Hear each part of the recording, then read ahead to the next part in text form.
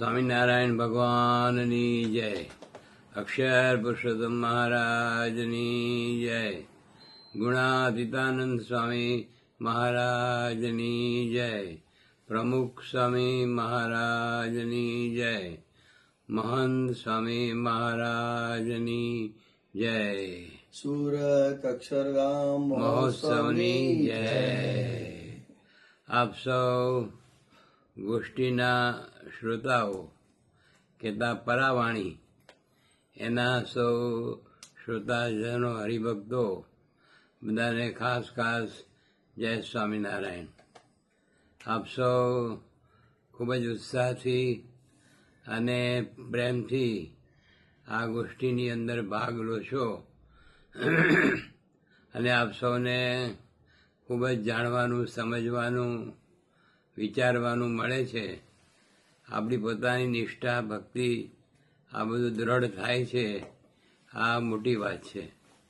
કારણ કે સત્સંગની અંદર આપણે મહારાજે કહ્યું વચનામૃતમાં કે નિષ્ઠા અને મહિમા આ બે વસ્તુ દ્રઢ કરવાની છે. તો ગોષ્ઠી દ્વારા સમગ્ર વચનામૃતનું સંપ્રદાયનું જે જ્ઞાન એ આપને સૌને પૂજ્ય અક્ષરજીવન સ્વામી ખૂબ સારી રીતે મહેનત કરીને, સમય કાઢીને આપ સૌને એનો લાભ આપે છે. એટલે એમને પણ ધન્ય છે અને આપ સૌ શ્રોતાઓને પણ ધન્ય છે.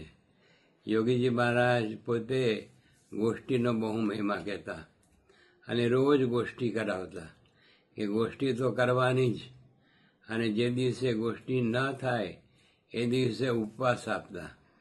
ગોષ્ઠી ન કરી તેનો ઉપવાસ. એમ આપ સૌ પણ શ્રદ્ધાથી અને પ્રેમથી આ ગોષ્ઠીની અંદર ભાગ લો છો.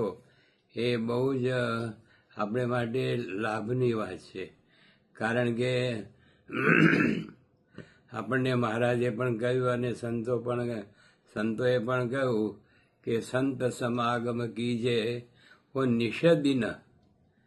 નિષદિનનો અર્થ યોગી બાબા કરતા કે રાત્રિ દિવસ. સંત સમાગમ કીજે હો નિષદિન, સંત સમાગમ કીજે માન તજી સંતન કે મુખ સે પ્રેમ સુધારસ પીજે. એટલે આપણે માન મૂકીને હું કંઈ જ નથી, હું કંઈ જ જાણતો નથી, મારે હજુ ઘણું જાણવાનું, સમજવાનું બાકી છે, એવા ભાવથી જો આપણે શ્રવણ કરીએ તો આ બધા ગોષ્ઠીના જે એ વિચારો છે એ આપણા અંતરની અંદર એ દ્રઢ થાય. એટલે મુક્તાનંદ સ્વામી આ બધા એમના પદની અંદર બહુ સુંદર વાત કરી. સંત પરમ હિતકારી જગતમાં હિ સંત પરમ હિતકારી. શા માટે? તો એ આપણને આ રીતે કથા વાર્તાનો, સત્સંગનો લાભ આપે છે. સત્સંગ અને ભક્તિ એ મોટામાં મોટું સાધન છે. શ્રીજી મહારાજે વચન આપણને એમની વાણીમાં પણ વાત કરી કે ગમે તેવો વિદ્વાન હોય, ગમે તેવો એ રીતે બુદ્ધિશાળી હોય, પણ જો એના જીવનમાં સત્સંગ અને ભક્તિ ન હોય તો એણે કંઈ પ્રાપ્ત કર્યું નથી. મહારાજે તો એવા શબ્દ લખ્યા કે અજ્ઞાની છે, મૂર્ખ છે. તો આપણે બહુ ભાગ્યશાળી કે આપણને આ રીતે પૂજ્ય અક્ષરજીવન સ્વામી નિયમિત સમય કાઢીને તમારે માટે ખૂબ પરિશ્રમ કરીને અને બધી ઉત્તમોત્તમ જે બધી વાનગીઓ છે કથા વાર્તાની એ આપ સૌને પીરસે છે અને આપ સૌને સારી રીતે દ્રઢાવે છે.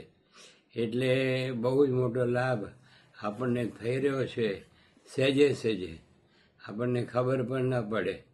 કારણ કે નિયમિત અને રોજ આ જે લાભ મળે અને એ લાભ આપણે લેવો, એનાથી આપણા જીવનની અંદર સત્સંગની, ભક્તિની ખૂબ જ પુષ્ટિ થાય છે. તો આપ સૌને ખૂબ ધન્યવાદ છે અને પૂજ્ય અક્ષરજીવન સ્વામીને પણ ખૂબ ધન્યવાદ છે. જોત જોતામાં 5 વર્ષ પૂરા થઈ ગયા.